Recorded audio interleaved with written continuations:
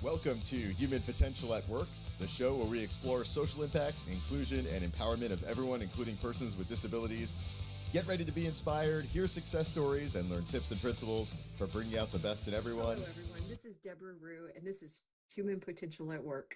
Today, I'm excited about a returning guest, Milliken, who is the Global Head of Accessibility at the Atos Group, and he is outside London, and he also is my partner and co-founder of AXSChat, AXSChat, and he has been on the show before. So we will make sure we put a link out there so that you can see the previous show. But he's a good friend, and I think he's one of the smartest people in the industry. So I'm looking forward to talking to Neil about why should we treat accessibility like pollution? So Neil, welcome back to the program, and maybe you can spend a few minutes telling our guest about who you are and your work and why you care about accessibility. Sure. Thank you, Debra. So great to be back and good to see you again. It's not that we've seen each other for a while. So essentially, I work for Atos. We're a global IT digital transformation company. We are in 70 plus countries, have 120 plus thousand staff, and a turnover in billions.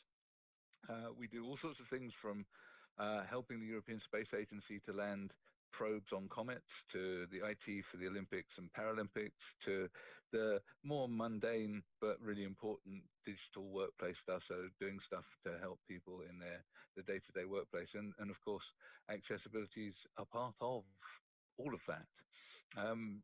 So I engage with both internally and externally within our group of companies, and I'm responsible for setting the policy and the direction for the group for accessibility, and also sort of to liaise with other people and other organizations on accessibility, and to spread the word about how important it is and how it benefits everyone and not just a select few. So my kind of pet hobby horse is the idea, and an idea that you know I've shared with a few people now, and that is that we ought to be treating inaccessibility like pollution. So essentially, inaccessibility is an externality. When people make products or deliver services and they exclude people, they're often not the ones that are picking up the cost of that exclusion. So if someone can't use a product or a service, they have to pay extra to be able to do those things. And that might be in hiring someone to do the work for them, or it might mean that they have to travel further or use a different service that costs more. All of those things are a bit like smog or dealing with the sort of carbon emissions. Quite often when we made things, we didn't factor that into the price of the goods that we bought and sold. And so it was society that picks up the cost.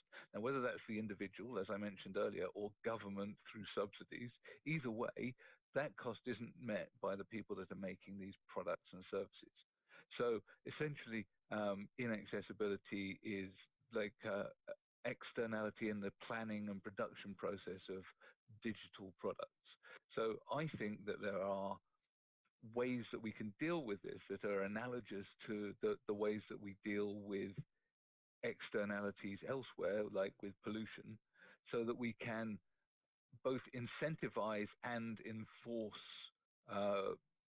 legislation on this matter. Because actually in the past, whilst we have legislation, a lot of the times it's not enforced.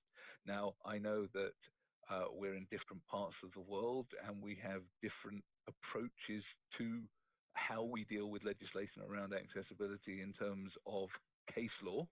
But even in the US, where I think there were 28,000 legal cases last year on accessibility grounds, that's still only a drop in the ocean.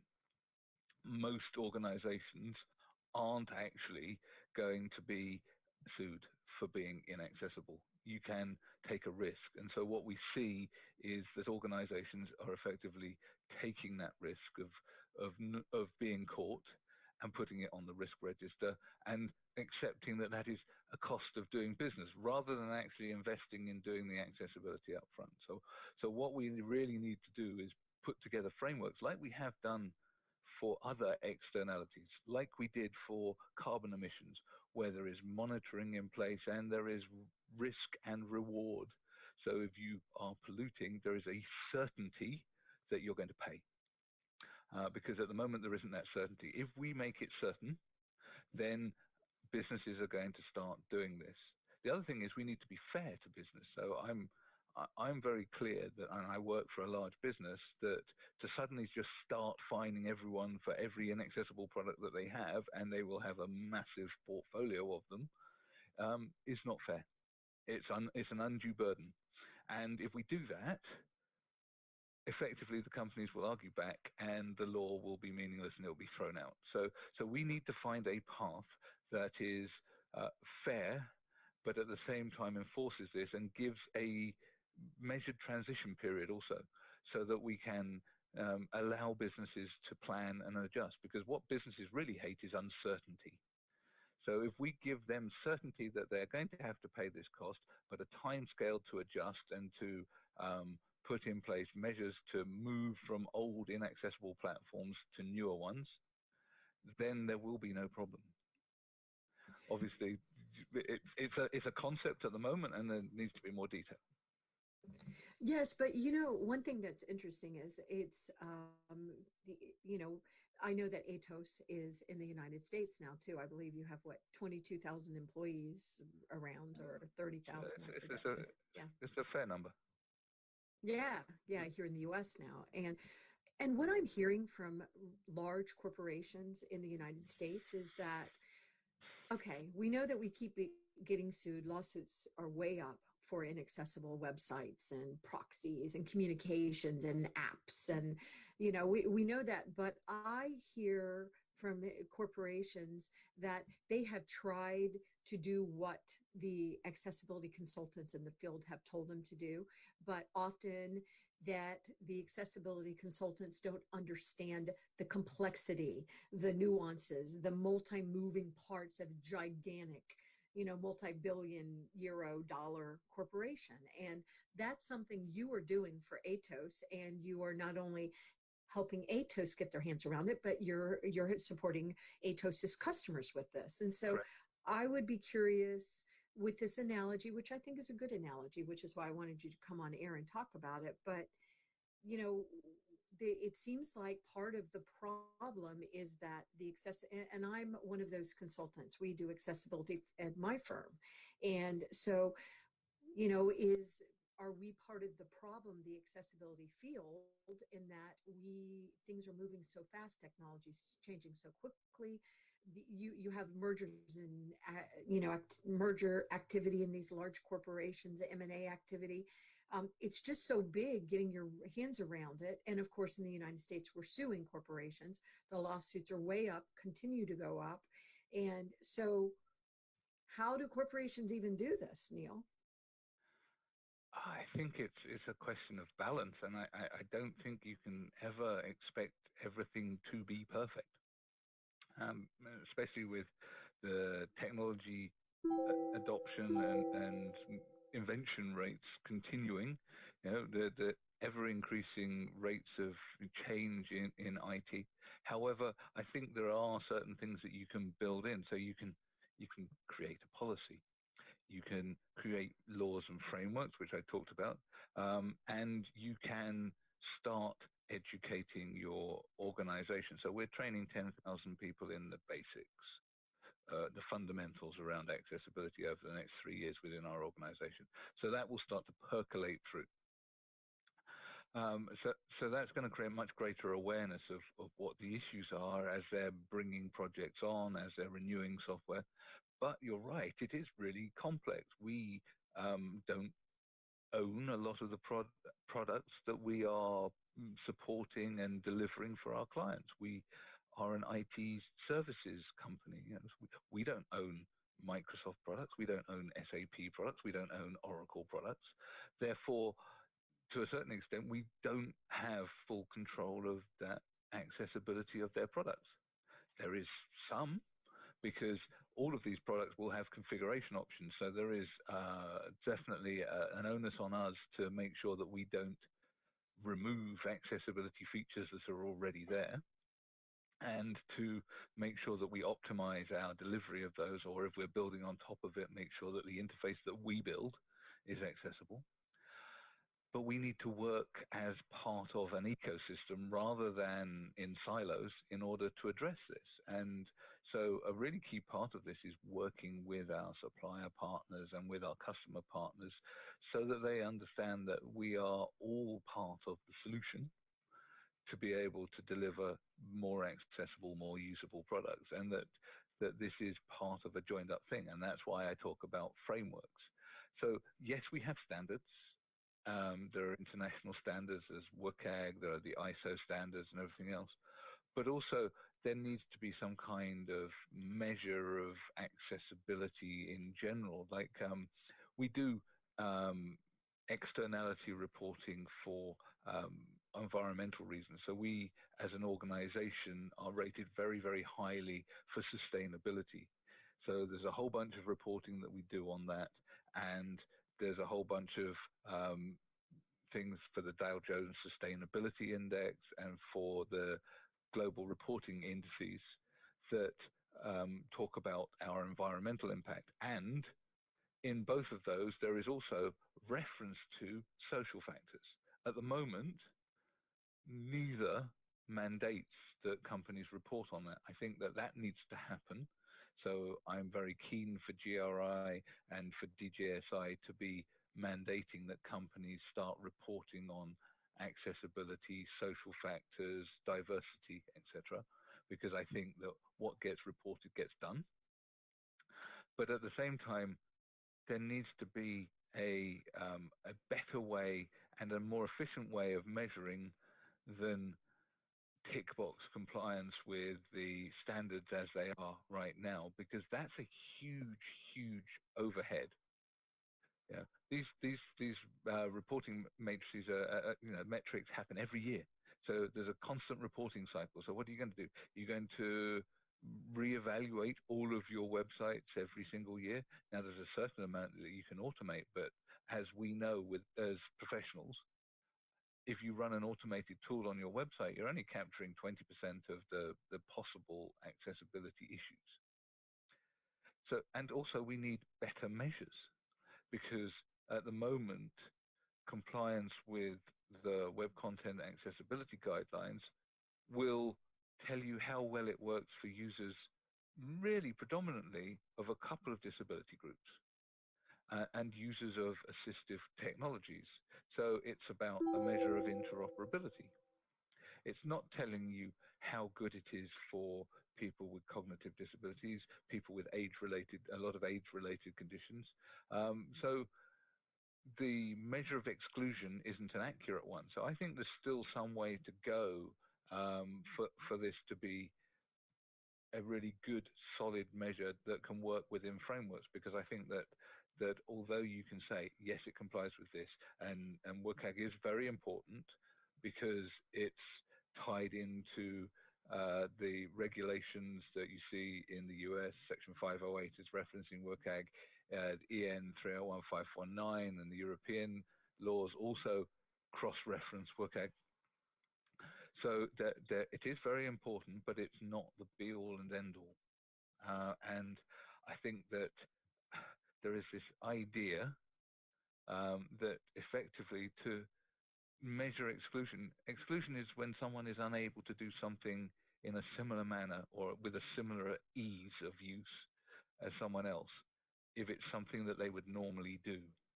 And I think that we have to be thinking about whether or not something is, to quote my friend Kevin Carey, peer normative.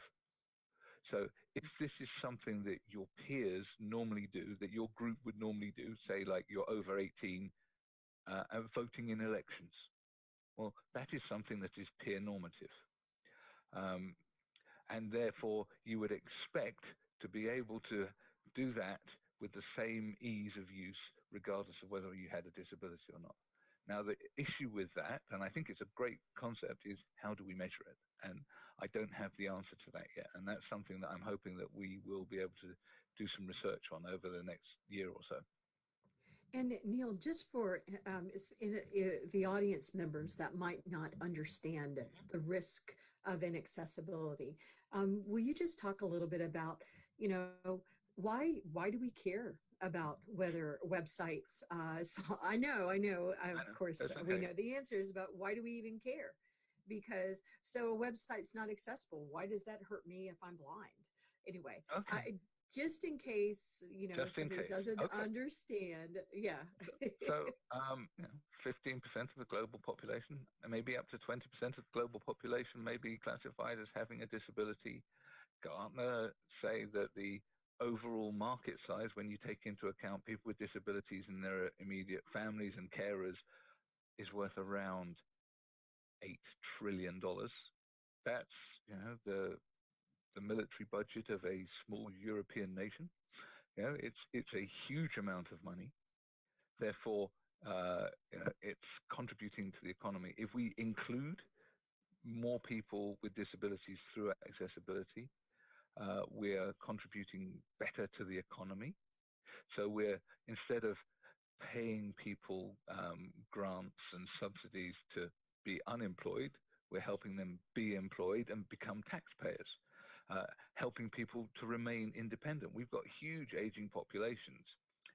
The population of Europe, for example, in 1960, there were 3 young people for every older person, and it's going to be turned upon its head by 2060. So there'll be 2 older people for every younger person. So that's a huge demographic shift. And with age comes disability. I think it's 86% of people who have a disability weren't born with it. So we're acquiring those disabilities as we get older. And in fact, I'm wearing glasses now, so my eyesight is not as good as it was. We expect that you will probably acquire more than one disability. And as we live to be older and live to be working longer because our pensions aren't kicking in early enough, and we don't have young people to subsidize state pensions too, then we're going to need to be independent and be able to self-support. So therefore, accessibility is crucial to our future. Well said. And it's really discouraging when we see people with disabilities getting employed and then they can't do their job, or they actually lose their jobs because the technology is not accessible. And I mean technology in the biggest sense of the word, the internet, the benefits, the HR part of your website, the customer service, the software applications you have to use to do your job. And there was a story a few years ago about a corporation that hired 3 men that were blind that use screen readers, and they get to work very excited because, most people want to work, including people with disabilities. And so they're so excited to be part of this organization. They get there and their screen readers don't work with the software. And so they were let go. And that just crushes our community because people with disabilities add so much value to society and have since the beginning of time. We know people with disabilities provide creativeness and innovation. And I also know, Neil, that you have many team members. I mean, you practice what you preach. You employ people with disabilities, and you yourself have struggled with dyslexia. It's really impacted your work life and your educational life as well. So I was just wondering if you wouldn't mind, Sure. talking about that a little bit too. Yeah, sure, no problem. So yes, we absolutely, within the broader team that I set up, we have colleagues with disabilities of varying kinds, as you would expect, working within accessibility. I've got diagnosed as an adult with dyslexia. I'm open and out about my dyslexia, and I think it's important to talk about it. We, these days talk about neurodiversity because essentially dyslexia is a bit of an umbrella term. Neurodiversity is the bigger umbrella, which covers a whole bunch of traits, including ADHD, dyscalculia, dyspraxia, autistic spectrum conditions, etc. And there are overlaps. So, for sure, some of the things that you experience with your ADHD, I'm also experiencing too, because I'm neurodiverse. Some I don't. But I'm passionate because of the fact that I experience some of these things that are difficult for me that other people would find easy. On the other hand, it gives me great strength to think that I've actually found ways of coping with this. And actually, I think that it does give you a different perspective on life. And neurodiverse people tend to be big picture thinkers. And that's why I like to think about systems and not just systems within my organization, but global systems and how we might make a difference. And that's why I'm so keen and pleased to be in a role where I'm able to facilitate conversations at a global level and to forge alliances with organizations and to really bring people together. I think that the power of the role and the power, to a certain extent, of my dyslexia leads me to be a convener. I am bringing people together on a topic that I think is really important for the world, and that we can make a difference on if we work together and if we think about this in a connected way. Well said, well said. And of course, as I mentioned, Neil and myself and a third person, Antonio Santos, created AXS Chat, AXS Chat. It's one of the largest tweet chats in the world. It's certainly one of the longest running tweet chats in the world. And every Tuesday at 8 o'clock London time, generally 3 o'clock when our clocks are matching, 3 o'clock in New York time. But we talk about accessibility and disability inclusion and the future of work and all this new technology that's happening and impacting us and the innovations and the creativeness. And we thought we would run out of topics. We haven't run out of topics, and we haven't run out of people that want to talk about these things and show what they're learning. But I worry right now. I'm seeing looking at it often from the lens of the United States, even though I work globally, but I see corporations starting to include people with disabilities, and their successes we need to really appreciate and champion. And we do a lot. We talk a lot about the brands that are doing this, but I still think that we are not including people with the more severe disabilities. We are looking at, the neurodiversity and trying to be better about accommodating and providing adaptations and things like that. But I think there's still a lot of room across the world for society to learn that people with disabilities, people with disabilities are people first.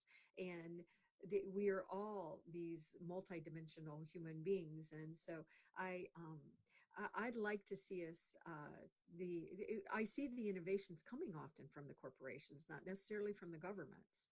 And so I'd like to see the corporations doing a better job of including more people with the more severe disabilities. And accessibility can be one way that this can happen. So let me give you the mic to see if you want to address that.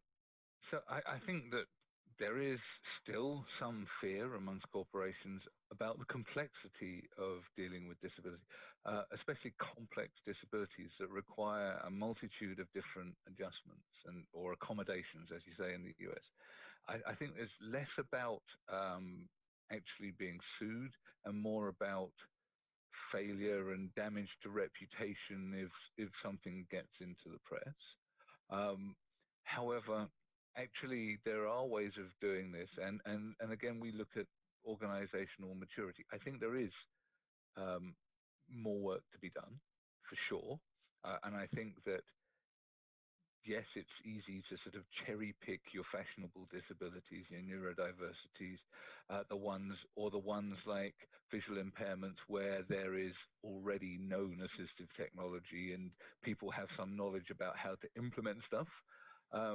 Whereas if people have significant physical disabilities or speech impairments and things like that, people are nervous still. I don't think they need to be because the technology is there, but it does require some effort up front to make stuff possible. I think that there are organizations that are doing a good job on this, and BBC being one, because I've delivered services for them, who are prepared to employ people with profound disabilities that are perfectly capable, got great minds, are able to contribute given the right tools to do the job. And the organization is prepared to invest in giving them the right tools to do the job, as are we. But it does require that extra setup and the educating of the people around them, their managers and their colleagues as well, about what they need in order to be successful. Once you've documented that and you put measures in place, then you can allow people to be successful. The other thing that's helping, I think, is the fact that remote working and new ways of working are enabling people to job share or work from home much more, where they don't have the extra effort and burden of commuting. Because actually, quite often for people with significant physical disabilities, it's the commute that is the problem. It's not the work. It's the actual getting to work and the physical exhaustion of the commuting process, because quite often it takes 2 or 3 times as long to make a similar journey as for a person that is not disabled.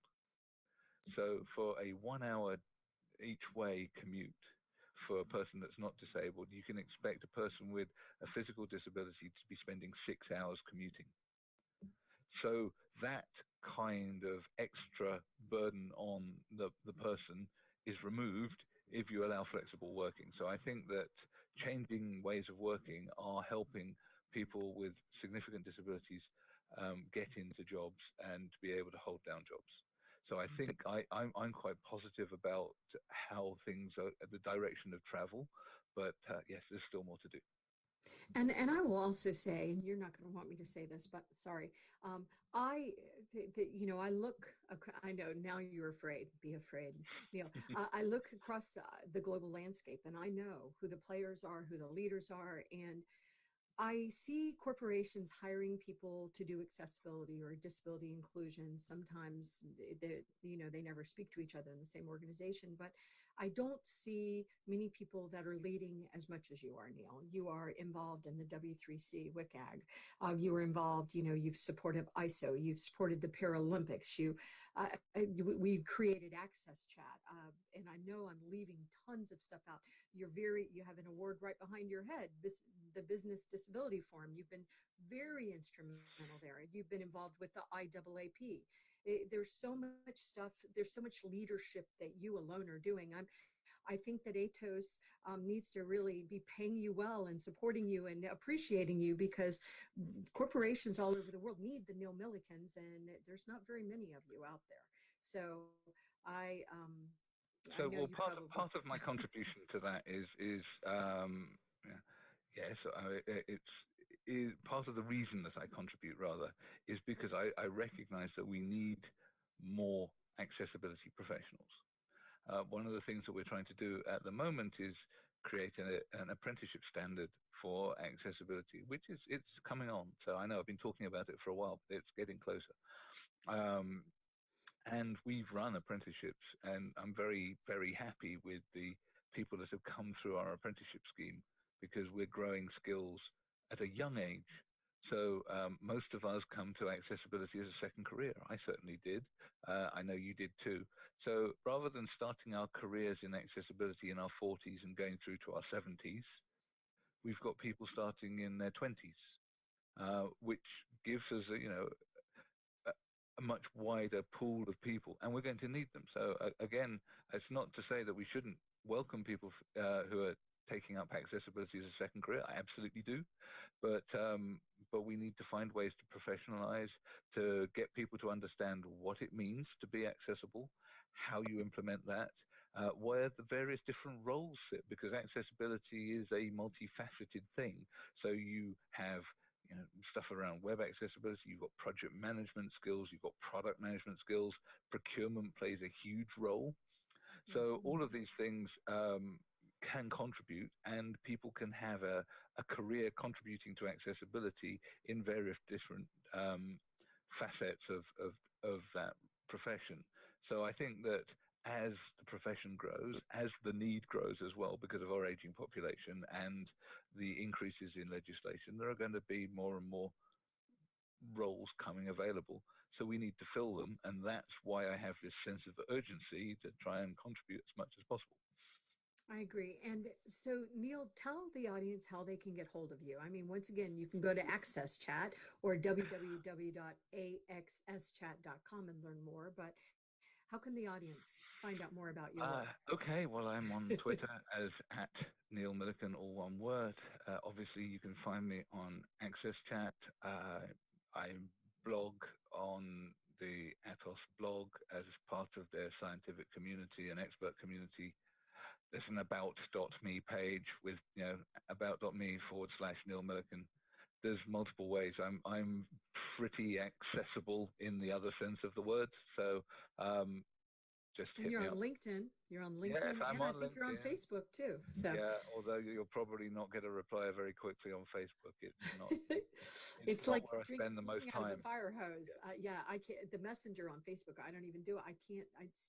I just get too much spam. So I hope nobody messaged me on Facebook. I never check it. It's just I'm getting marriage proposals. You're so beautiful. Oh, thank you. Yeah, okay, but yeah, right. I don't. Yeah. And that prince keeps offering to give me billions of dollars, but I forget to reply to him. So sorry. But Neil, thank you so much for being on the show. Again, I am so impressed with your brain. I think Atos is so lucky to have you. I'm lucky to have you as a partner. I do want to tell the audience I left the hospital today because unfortunately Sarah, my daughter, is back in the hospital. Henrico Doctors Hospital. They're amazing, wonderful, and she has some scarring from the surgery she had late last year, and so we are walking that path. And gosh, it's hard to see your child in pain. I don't care that she's 32. She's my baby. So prayer is always welcome, but she's doing better, and we're coming up with a plan to keep her out of the hospital. We want to go and visit the hospital and see all the nice people, but we prefer not to be patients in great pain. So just wanted to let anybody that knew this little fun path my family's walking, that she's doing much better. And I know you've been very, very supportive of me with this too, Neil. But thank you so much for being on the show today. And I look forward to continuing to change the world with you. And special thanks to my producer, Doug Foresta, and all the people that support us. So thank you very much, everyone. Bye-bye. Thank you. Bye-bye.